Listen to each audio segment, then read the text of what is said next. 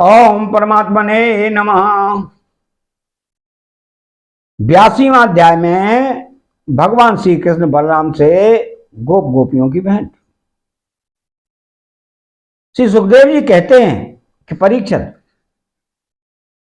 इसी प्रकार भगवान श्री कृष्ण और बलराम जी द्वारका में निवास कर रहे थे तो एक बार सर्वग्रास सूर्य ग्रहण लगा, जैसा कि प्रलय के समय लगा करता है। परीक्षित, मनुष्यों को ज्योतिषियों के द्वारा उस ग्रहण का पता पहले से ही चल गया था, इसलिए सब लोग अपने अपने कल्याण के उद्देश्य से पुण्य आदि उपार्जन करने के लिए समंत पंचक तीर्थ कुरुक्षेत्र में आए। समंत पंचक क्षेत्र वह है जहां शस्त्रधारियों में श्रेष्ठ परशुराम जी ने सारी पृथ्वी को क्षत्रियहीन करके राजाओं की रुधिर धारा से 5 बड़े बड़े कुंड बना दिए थे। जैसे कोई साधारण मनुष्य अपने पाप की निवृत्ति के लिए प्रायश्चित करता है, वैसे ही सर्वशक्तिमान भगवान परशुराम ने अपने साथ कर्म का कुछ संबंध न होने पर भी लोक मर्यादा की रक्षा के लिए वहीं पर यज्ञ किया था। परीक्षित, इस महान तीर्थ यात्रा के अवसर पर भारतवर्ष के सभी प्रांतों की जनता कुरुक्षेत्र आई थी। उनमें अक्रूर, वसुदेव, उग्रसेन आदि बड़े बूढ़े तथा गद, प्रद्युम्न, सांब आदि अन्य यदुवंशी भी अपने अपने पापों का नाश करने के लिए कुरुक्षेत्र आए थे। प्रद्युम्न नंदन अनिरुद्ध और यदुवंश सेनापति कृतवर्मा ये दोनों सुचंद्र, सुख, सारण आदि के साथ नगर की रक्षा के लिए द्वारका में रह गए थे। यदुवंशी एक तो स्वभाव से ही परम तेजस्वी थे, दूसरे गले में सोने की माला, दिव्य पुष्पों के हार, बहुमूल्य वस्त्र और कवचों से सुसज्जित होने के कारण उनकी सेवा और भी बढ़ गई थी। वे तीर्थ यात्रा के पथ में देवताओं के विमान के समान रथों, समुद्र की तरंग के समान चलने वाले घोड़ों और बादलों के समान विशालकाय एवं गर्जना करते हुए हाथियों तथा विद्याधरों के समान मनुष्यों के द्वारा ढोई जाने वाली पालकियों पर अपनी अपनी पत्नियों के साथ इस प्रकार शोभायमान हो रहे थे मानो स्वर्ग के देवता यात्रा कर रहे हो। महाभाग्यवान यदुवंशियों ने कुरुक्षेत्र में पहुंचकर एकाग्र चित्त से संयम पूर्वक स्नान किया और ग्रहण के उपलक्ष्य में निश्चित काल तक उपवास किया। उन्होंने ब्राह्मणों को गोदान किया, ऐसी गौओं का दान किया जिन्हें वस्त्रों की सुंदर सुंदर झूलें, पुष्पमाला एवं सोने की जंजीरें पहना दी गई थी। इसके बाद ग्रहण का मोक्ष हो जाने पर परशुराम जी के बनाए हुए कुंडों में यदुवंशियों ने विधि पूर्वक स्नान किया और सतपात्र ब्राह्मणों को सुंदर सुंदर पकवानों का भोजन कराया। उन्होंने अपने मन में यह संकल्प किया था कि भगवान श्री कृष्ण के चरणों में हमारी प्रेम भक्ति बनी रहे। भगवान श्री कृष्ण को ही अपना आदर्श और इष्टदेव मानने वाले यदुवंशियों ने ब्राह्मणों से अनुमति लेकर तब स्वयं भोजन किया और फिर धनी एवं ठंडी छाया वाले वृक्षों के नीचे अपनी अपनी इच्छा के अनुसार डेरा डालकर ठहर गए। परीक्षित, विश्राम कर लेने के बाद यदुवंशियों ने अपने सुहृद और संबंधी राजाओं से मिलना भेंटना शुरू किया। वहां मत्स्य, उसीनर, कौशल, विदर्भ, कुरु, संजय, कंबोज, केकय, मद्र, कुंती, आनर्द, केरल एवं दूसरे अनेकों देशों के अपने पक्ष के तथा शत्रु पक्ष के सैकड़ों नरपति आए हुए थे। परीक्षित, इनके अतिरिक्त यदुवंशियों के परम हितैषी बंधु नंद आदि गोप तथा भगवान के दर्शन के लिए चिरकाल से उत्कंठित गोपियां भी वहां आई हुई थी। यादवों ने इन सबको देखा। परीक्षित, एक दूसरे के दर्शन मिलन और वार्तालाप से सभी को बड़ा आनंद हुआ। सभी के हृदय कमल एवं मुखमंडल खिल उठे। सब एक दूसरे को भुजाओं में भरकर हृदय से लगाते। उनके नेत्रों से आंसुओं की झड़ी लग जाती, रोम रोम खिल उठता, प्रेम के आवेग से बोलती बंद हो जाती और सबके सब आनंद समुद्र में डूबते उतराते लगते। पुरुषों की भांति स्त्रियां भी एक दूसरे को देखकर प्रेम और आनंद से भर गई।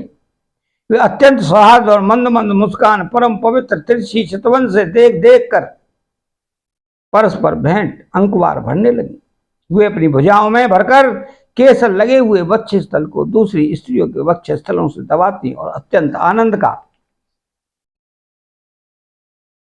अनुभव करती। उस समय उनके नेत्रों से प्रेम के आंसू छलकने लगते। अवस्था आदि में छोटों से बड़े बूढ़ों को प्रणाम किया और उन्होंने अपने से छोटों का प्रणाम स्वीकार किया। वे एक दूसरे का स्वागत करके तथा कुशल मंगल आदि पूछकर फिर श्री कृष्ण की मधुर लीलाएं आपस में कहने सुनने लगे। तो परीक्षित, कुंती, वसुदेव आदि अपने भाइयों, बहनों और पुत्रों, माता पिता, भाभियों और भगवान श्री कृष्ण को देखकर तथा उनसे बातचीत करके अपना सारा दुख भूल गई।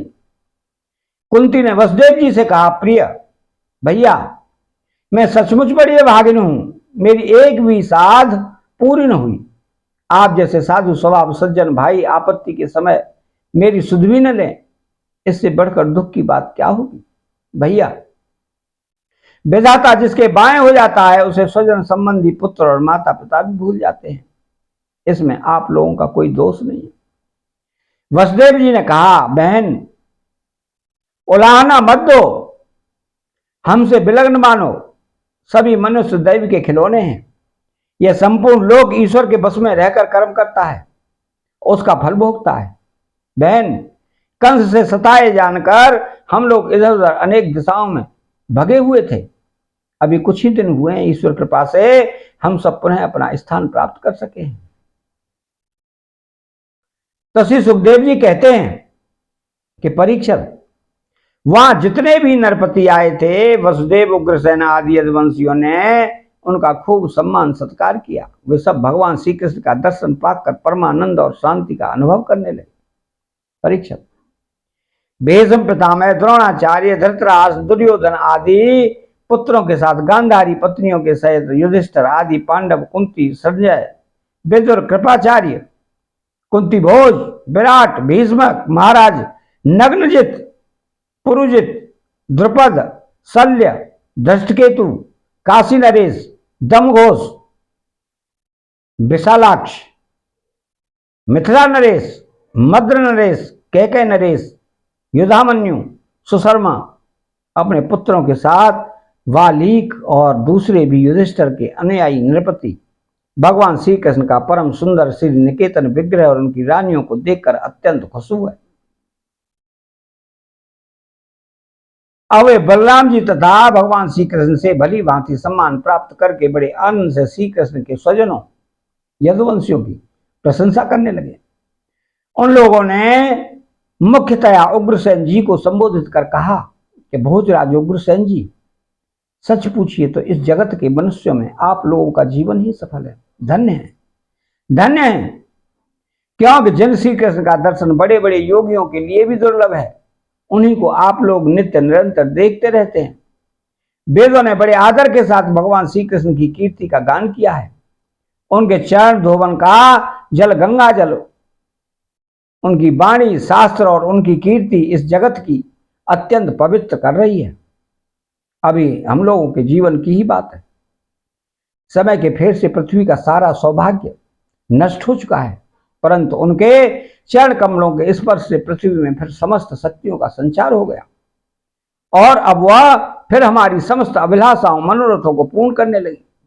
उग्रसेन जी, आप लोगों का श्री कृष्ण के साथ वैवाहिक एवं गोत्र संबंध है।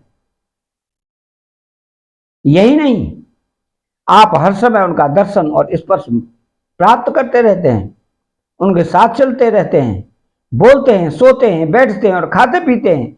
यूं तो आप लोग गृहस्थी की झंझटों में फंसे रहते हैं, जो नरक का मार्ग है, परंतु आप लोगों के घर वे सर्वव्यापक विष्णु भगवान मूर्तिमान रूप से निवास करते हैं, जिनके दर्शन मात्र से स्वर्ग और मोक्ष तक की अभिलाषा मिट जाती है।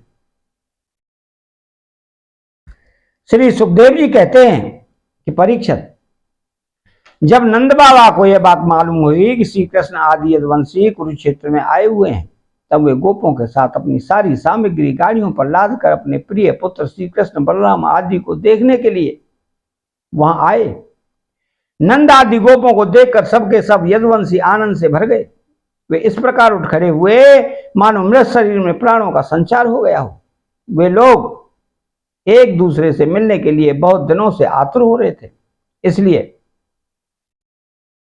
एक दूसरे को बहुत देर तक अत्यंत गाढ़ भाव से आलिंगन करते रहे। वसुदेव जी ने अत्यंत प्रेम और आनंद से विह्वल होकर नंद जी को हृदय से लगा लिया। उन्हें एक एक करके सारी बातें याद हो आई। कंस किस प्रकार उन्हें सताता था, किस प्रकार उन्होंने अपने पुत्र को गोकुल में ले जाकर नंद जी के घर रख दिया। भगवान श्री कृष्ण और बलराम जी ने माता यशोदा और पिता नंद के हृदय से लगकर उनके चरणों में प्रणाम किया। परीक्षित, उस समय प्रेम के उद्रेक से दोनों भाइयों का गला रुंध गया। वे कुछ भी न बोल सके। मां भाग्यवती यशोदा जी और नंद बाबा ने दोनों पुत्रों को अपनी गोद में बैठा लिया और भुजाओं से उनका गाढ़ आलिंगन किया। उनके हृदय में चिरकाल तक न मिलने का जो दुख था वह सब मिट गया। रोहिणी और देवकी जी ने ब्रजेश्वरी यशोदा को अपनी अंकवार में भर लिया। यशोदा जी ने उन लोगों के साथ मित्रता का जो व्यवहार किया था उसका स्मरण करके दोनों का गला भर गया। वे यशोदा जी के कहने लगी, यशोदा रानी, आपने और ब्रजेश्वर नंद बाबा ने हम लोगों के साथ जो मित्रता का व्यवहार किया है वह कभी मिटने वाला नहीं है। उसका बदला इंद्र का ऐश्वर्य पाकर भी हम किसी प्रकार नहीं चुका सकते। नंद रानी जी, भला ऐसा कौन कृतज्ञ है जो आपके उस उपकार को भूल सके। देवी, जिस समय बलराम श्री कृष्ण ने अपने माँ बाप को देखा तक न था और इनके पिता ने धरोहर के रूप में आप दोनों के पास रख छोड़ा था, उस समय आपने इन दोनों की इस प्रकार रक्षा की जैसे पल के पुलकियों की पुतलियों की रक्षा करती हैं, तथा आप लोगों ने ही उन्हें खिलाया पिलाया, दुलार दिया और रिझाया। इसके मंगल के लिए अनेकों प्रकार के उत्सव मनाए। सच पूछिए तो इनके माँ बाप आप ही लोग हैं। आप लोगों की देख रेख में इन्हें किसी भी आंच तक नहीं आने दी। ये सर्वदा निर्भय रहे। ऐसा करना आप लोगों के अनुरूप ही था। क्यों कि सत्पुरुषों की दृष्टि में अपने पराये का भेदभाव नहीं रहता। नंदरानी जी, सचमुच आप लोग परम संत हैं। श्री सुखदेव जी कहते हैं कि परीक्षित, मैं कह चुका हूं कि गोपियों के परम प्रियतम जीवन सर्वस्व श्री कृष्ण ही थे। जब उनके दर्शन के समय नेत्रों की पलकें गिर पड़ती तब वे पलकों को बनाने वाले को ही कोसने लगती। उन्हीं प्रेम की मूर्ति गोपियों को आज बहुत दिनों के बाद भगवान श्री कृष्ण का दर्शन हुआ। उनके मन में इसके लिए कितनी लालसा थी, इसका अनुमान भी नहीं किया जा सकता। उन्होंने नेत्रों के रास्ते अपने प्रियतम श्री कृष्ण को हृदय में ले जाकर गाढ़ आलिंगन किया और मन ही मन आलिंगन करते करते तन्मय हो गई। परीक्षित, कहां तक कहूं, वे उस भाव को प्राप्त हो गई जो नित्य निरंतर अभ्यास करने वाले योगियों के लिए भी अत्यंत दुर्लभ है। जब भगवान श्री कृष्ण ने देखा कि गोपियां मुझसे तादात्म्य को प्राप्त एक हो रही हैं, तब वे एकांत में उनके पास गए, उनको हृदय से लगाया, कुशल मंगल पूछा और हंसते हुए यूं बोले कि सखियो, हम लोग अपने स्वजन संबंधियों का काम करने के लिए ब्रज से बाहर चले और इस प्रकार तुम्हारी जैसी प्रेयसियों को छोड़कर हम शत्रु का विनाश करने में उलझ गए। बहुत दिन बीत गए, क्या कभी तुम लोग हमारा स्मरण भी करती हो? मेरी प्यारी गोपियों, कहीं तुम लोगों ने मन में यह आशंका तो नहीं हो गई है कि मैं अकृतज्ञ हूं और ऐसा समझकर तुम लोग हमसे बुरा तो नहीं मानने लगी हो? निसंदेह भगवान ही प्राणियों के संयोग वियोग के कारण है। जैसे वायु बादलों, तिनकों, रुई और धूल के कणों को एक दूसरे से मिला देती हैं और फिर स्वच्छंद रूप से उन्हें अलग अलग कर देती हैं, वैसे ही समस्त पदार्थों के निर्माता भगवान भी सबका संयोग वियोग अपने इच्छानुसार करते रहते हैं। सखियों, यह बड़े सौभाग्य की बात है कि तुम सब लोगों को मेरा वह प्रेम प्राप्त हो चुका है जो मेरी ही प्राप्ति कराने वाला है। क्यों कि मेरे प्रति की हुई प्रेम भक्ति प्राणियों को अमृत तत्व, परमानंद धाम, प्रदान करने में समर्थ है। प्यारी गोपियों, जैसे घट घट आदि जितने भी भौतिक पदार्थ हैं, उनके आदि, अंत और मध्य में, बाहर और भीतर उनके मूल कारण पृथ्वी, जल, वायु, अग्नि तथा आकाश ही ओतप्रोत हो रहे हैं, वैसे ही जितने भी पदार्थ हैं उनके पहले, पीछे, बीच में, बाहर और भीतर केवल मैं ही हूं। इसी प्रकार सभी प्राणियों के शरीर में यही पांचों भूत कारण रूप से स्थित हैं।